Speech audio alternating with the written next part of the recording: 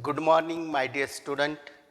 On the behalf of KTHM College Nasik and Department of Chemistry of this college, I am Dr. S.R. Labde welcomes you to the lecture on gravimetric analysis. Student, in last lecture we discussed supersaturation and precipitate formation. Supersaturation, saturation and precipitate formation.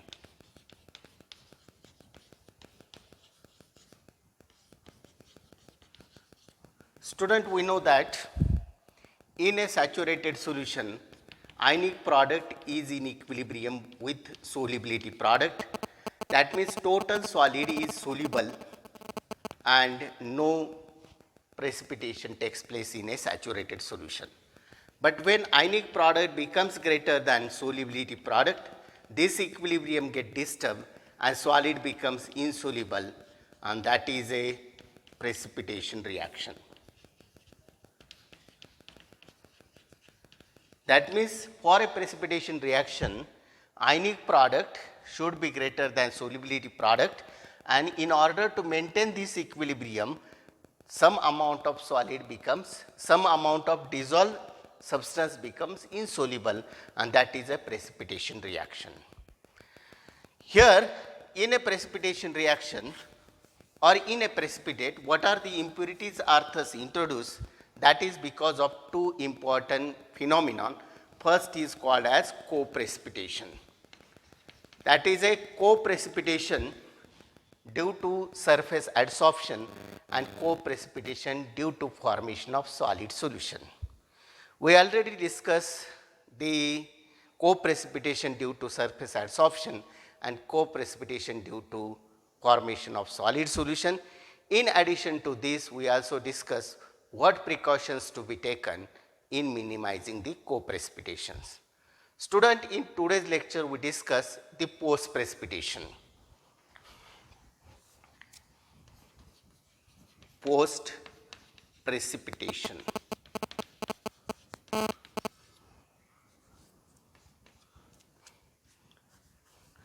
Post-precipitation also contaminates the precipitate.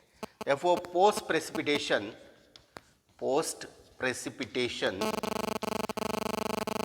is the contamination.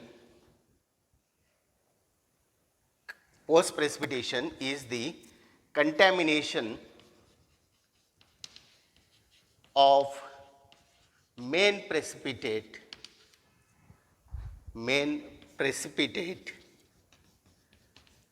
by an impurity precipitate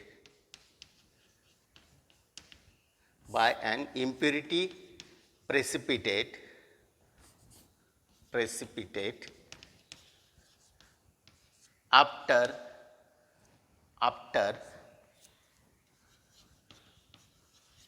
formation of main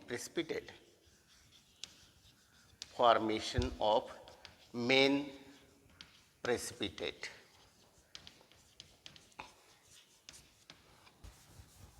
Therefore, in post-precipitation, that is a contamination of main precipitate by impurity precipitate, in which impurity precipitate is formed after the formation of main precipitate. For example, suppose we have to precipitate calcium ion, and if magnesium ion is present as an impurity,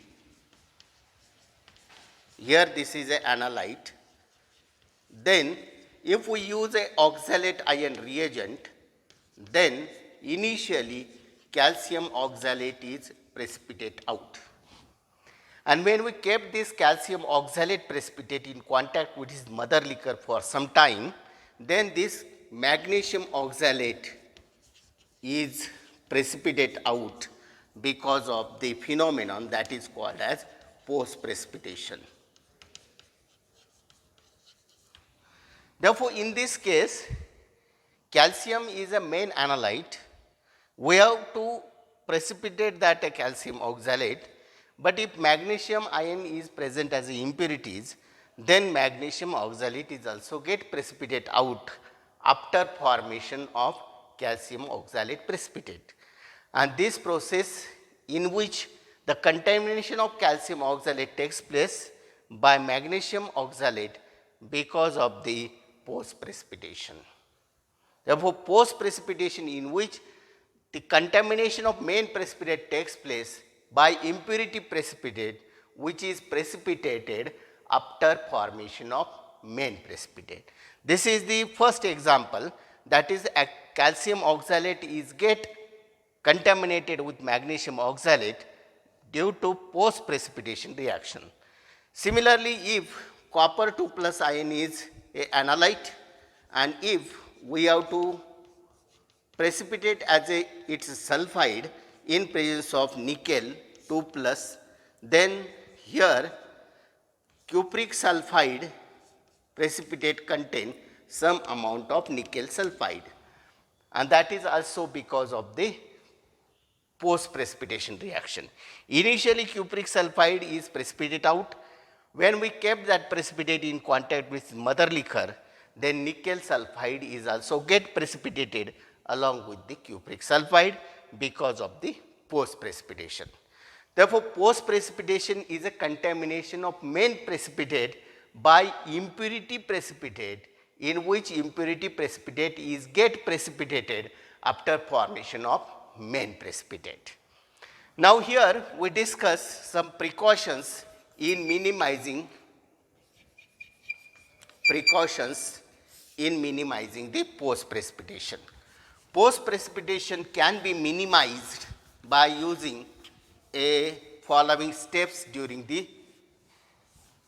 is minimized when or by using following steps. In this case, the main precipitate is immediately separated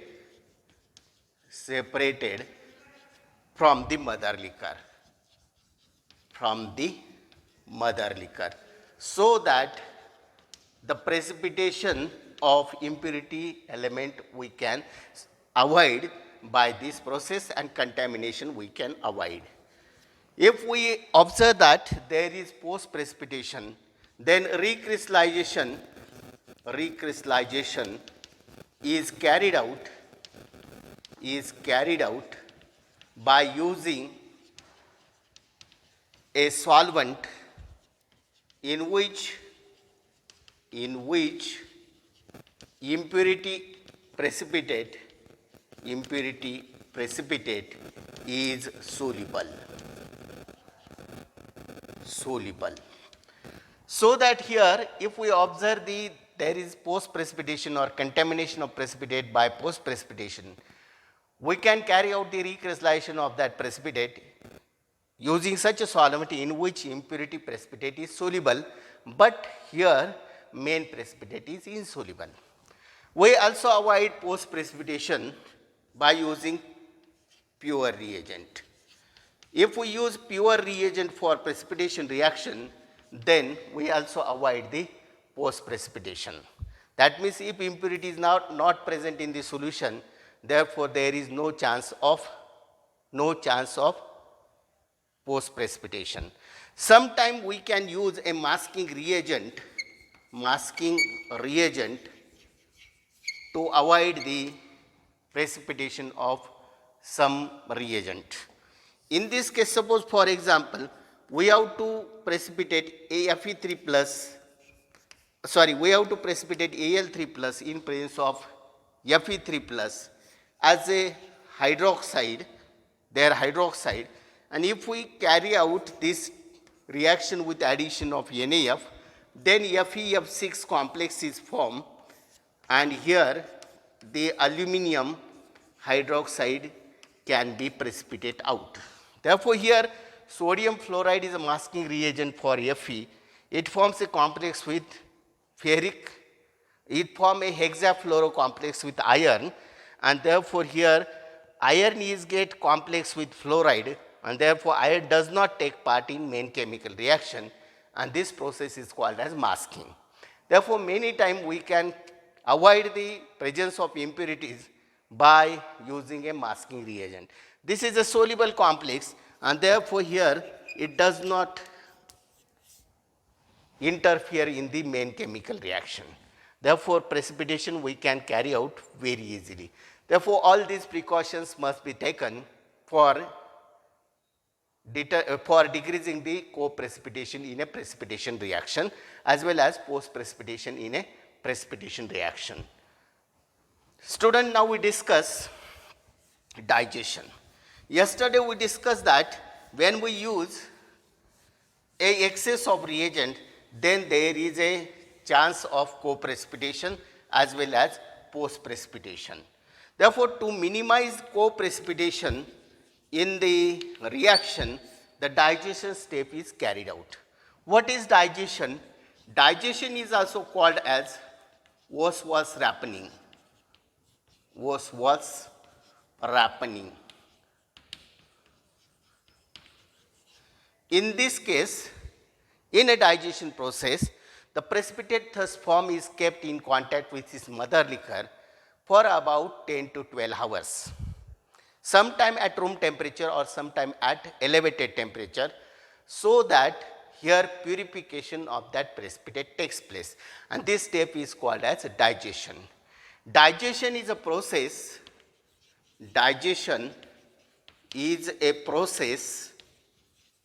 in which the precipitate is allowed to stand for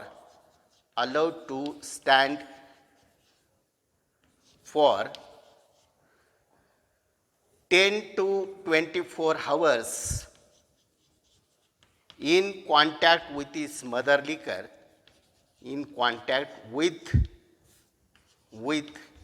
its mother liquor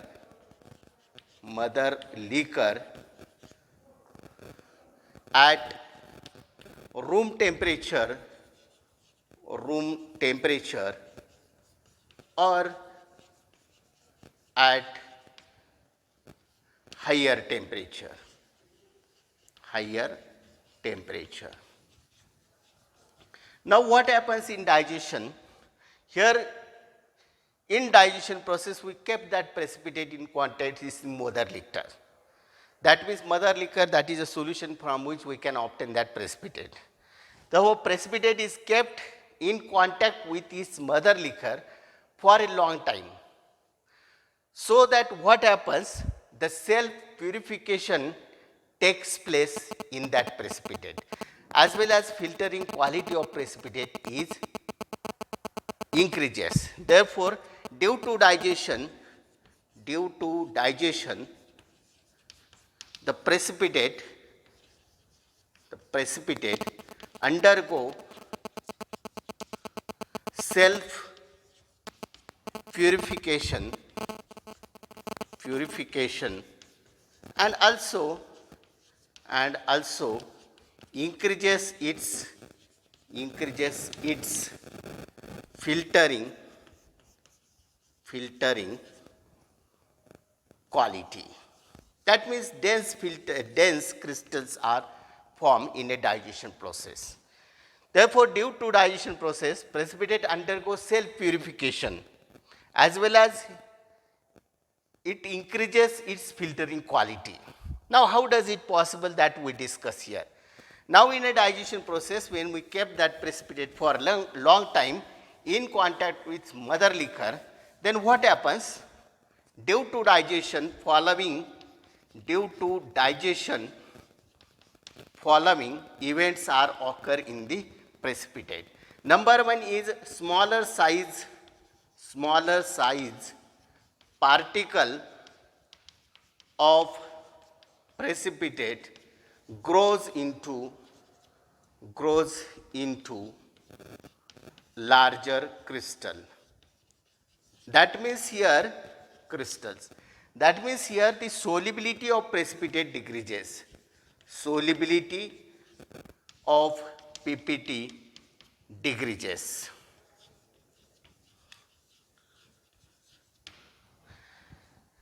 Therefore, smaller size crystals or small size particles have a greater solubility in that solvent, and those grows into a larger crystal when we kept it for a long time in contact with its mother liquor. That means solubility of precipitate is decreased and we can isolate that precipitate quantitatively. Second thing is that rapidly form crystals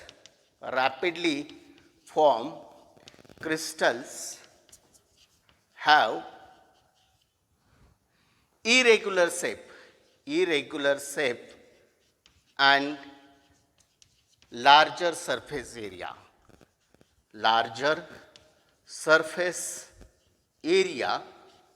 so that those have more adsorption property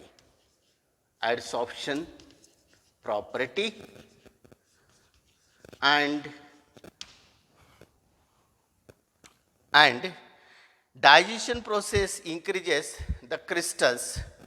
Digestion gives regular and more dense crystal, and so that here the dense crystal, those are free from adsorb impurities,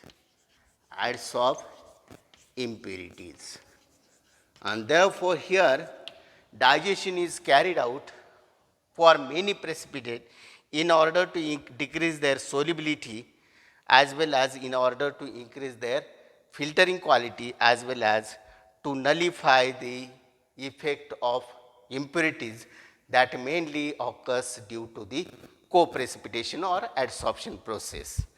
Therefore, digestion is carried out generally for gelatinous precipitate which have a strong adsorption properties, and in this case digestion purify that precipitate.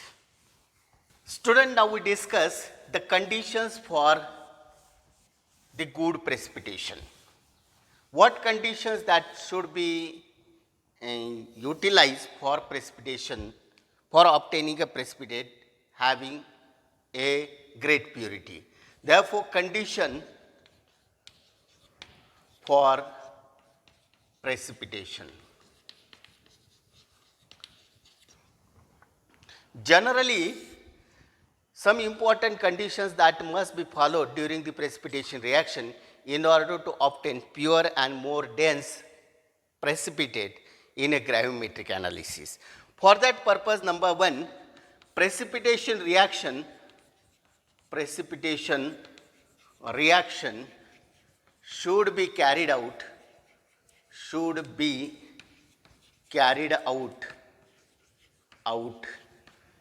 in a dilute solution.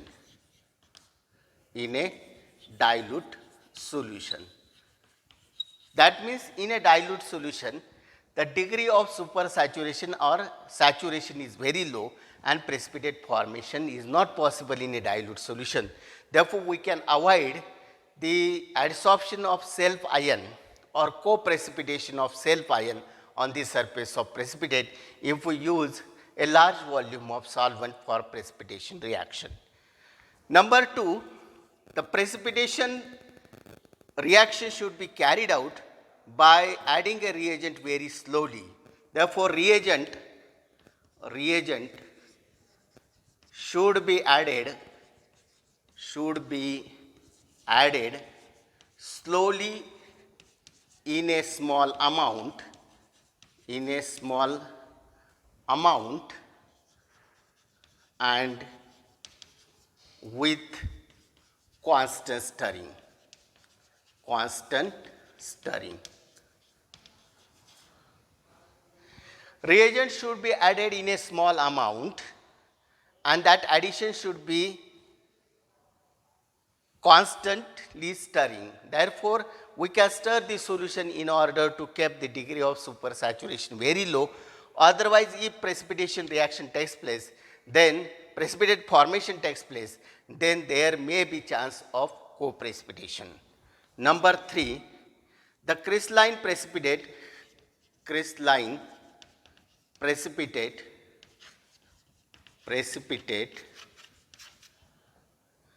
should be digested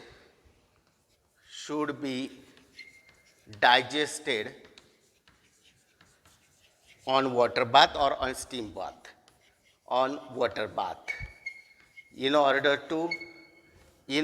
to decrease the adsorption.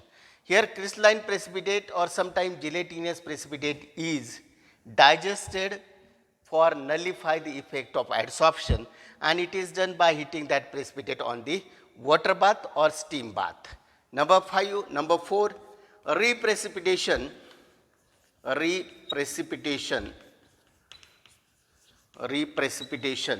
may be carried out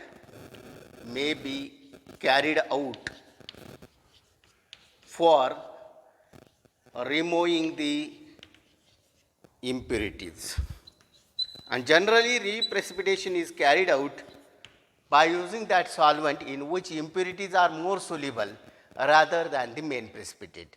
Therefore, impurity we can remove from the precipitate by using that specific solvent. Therefore, reprecipitation is the most important step in a precipitation reaction in order to obtain that precipitate in a pure form. Sometimes precipitation reaction should be carried out by changing the pH. Precipitation reaction and precipitate formation must be carried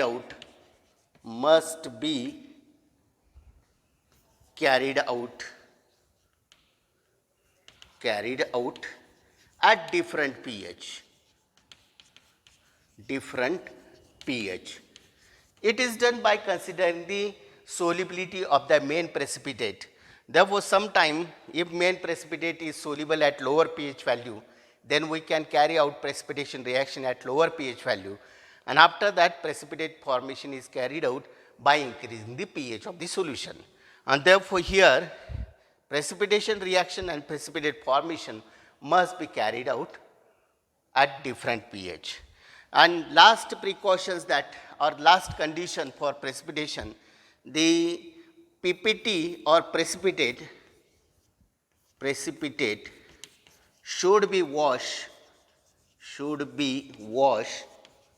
with dilute electrolyte solution.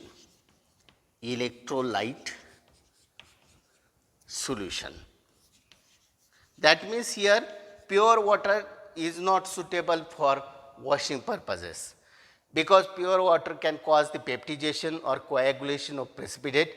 Precipitate is get converted into dispersed form, and therefore here the washing of precipitate is carried out always by using a very dilute solution of electrolyte. These are the some conditions by which we can obtain the precipitate in a pure form, in which precipitation reaction should be carried out in a dilute solution, in which the degree of supersaturation is very low. Reagent that should be added slowly with a small volume or with a small quantity with a constant stirring. Crystalline precipitate should be digested on a water bath.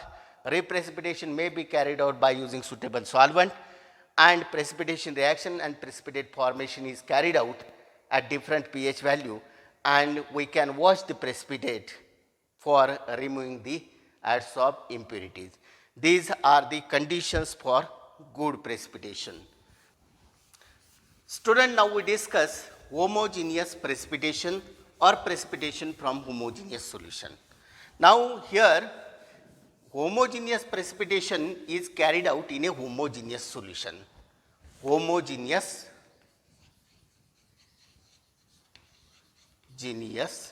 precipitation or precipitation from homogeneous solution.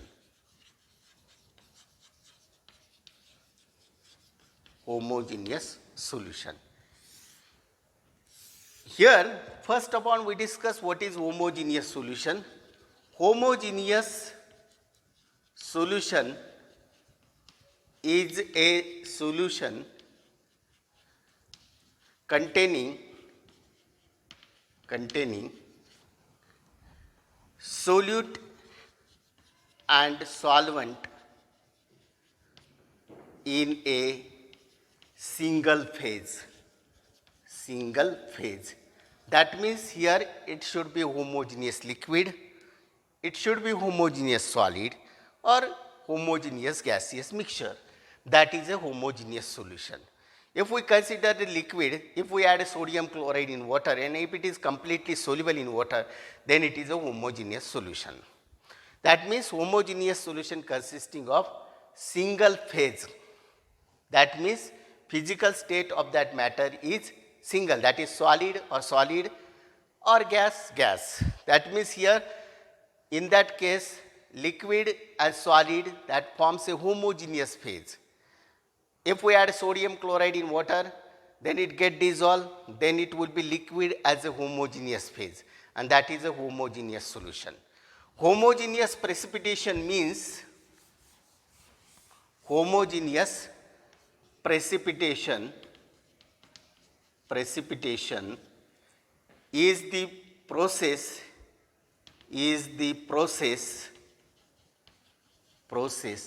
by which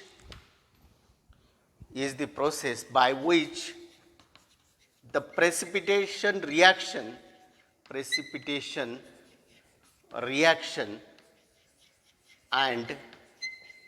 and precipitate formation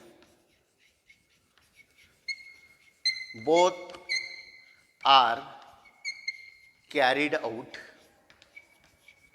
in a homogeneous solution.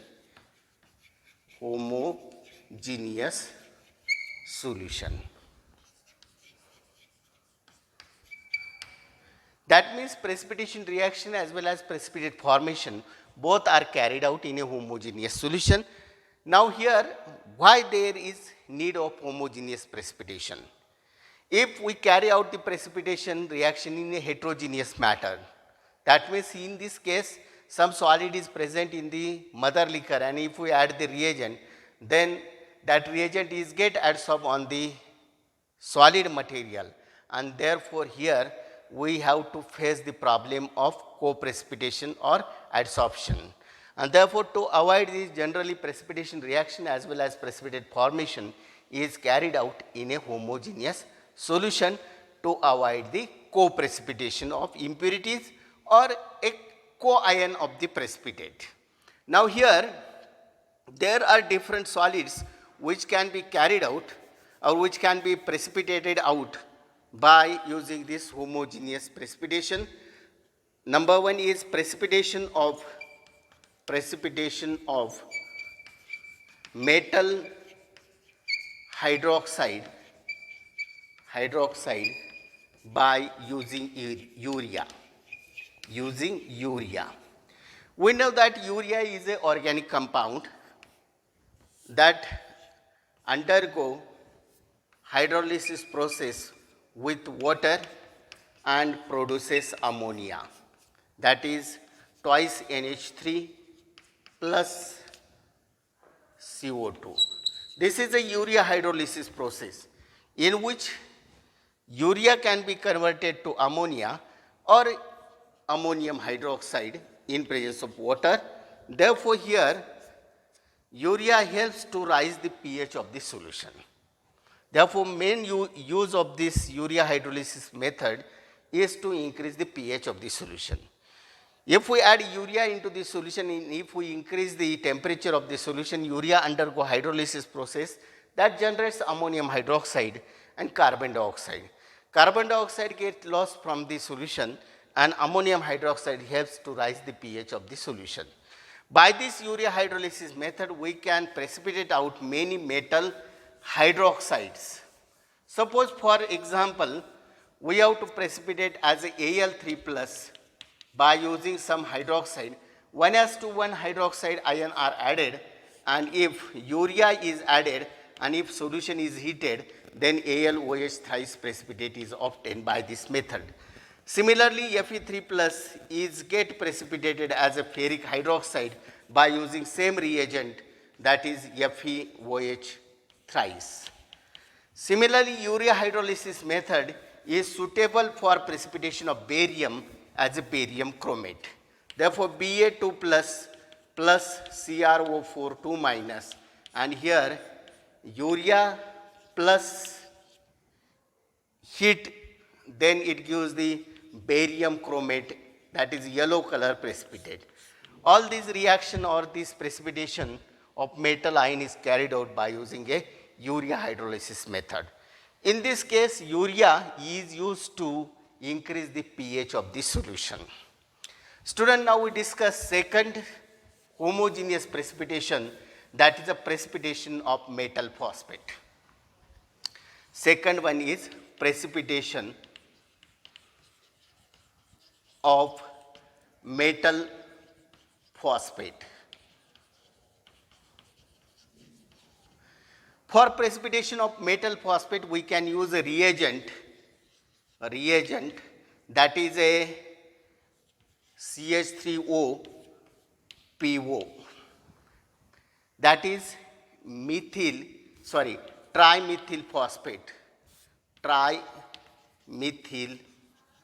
phosphate. This trimethyl phosphate undergo hydrolysis with water and produces phosphate ion PO4 3 minus plus thrice CH3OH, that is ethyl alcohol. Phosphate ion thus generated in this reaction that will react with many metal ion such as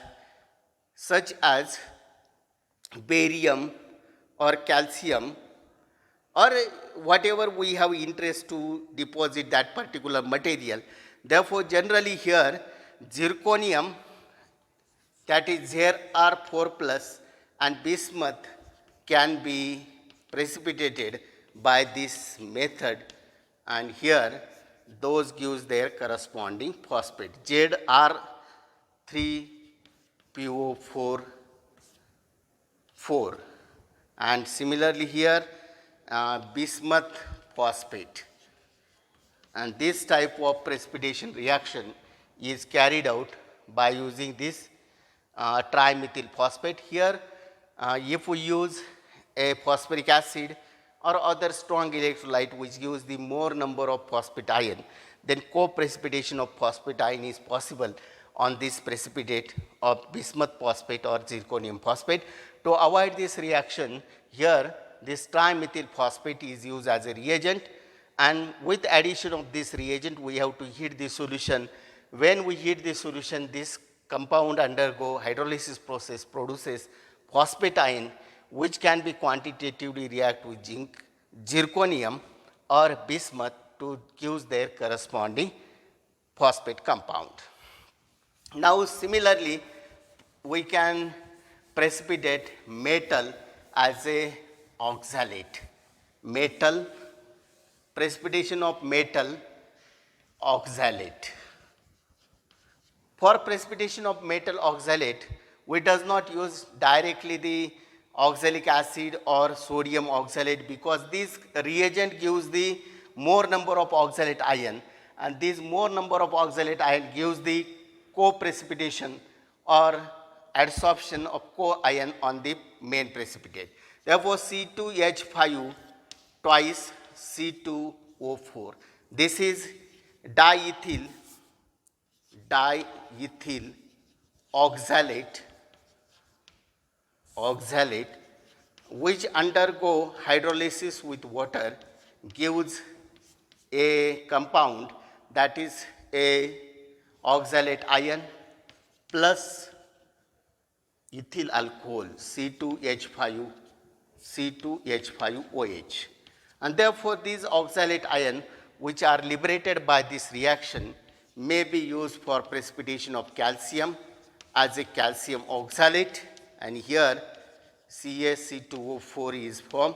Sometime if thorium we have to precipitate, then twice C2O4 2 minus, then it gives thorium C2O4 twice. Such a type of precipitation reactions are carried out by using this reagent. Diethyl oxalate, that is a reagent used for precipitation of calcium as well as thorium.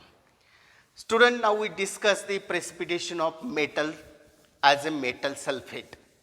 Metal sulfate means here MsO4, that is sulfate ion, and this sulfate ion we can obtain by using a specific reagent that is called as sulfamic acid. This sulfamic acid is NH2SO3H. When we add water, it gives NH4 plus SO4 2 minus plus H plus. This is a hydrolysis reaction of sulfamic acid, and here the reagent like barium 2 plus, then strontium 2 plus or calcium 2 plus, lead 2 plus, all these are converted to their sulfate by using this reagent that gives corresponding barium sulfate precipitate or strontium sulfate SrSO4, calcium sulfate, then lead sulfate. And here this is a method by which we can avoid the co-precipitation of sulfate ion, because this reagent gives only that much number of sulfate ion which are required for precipitation of such a type of analyte.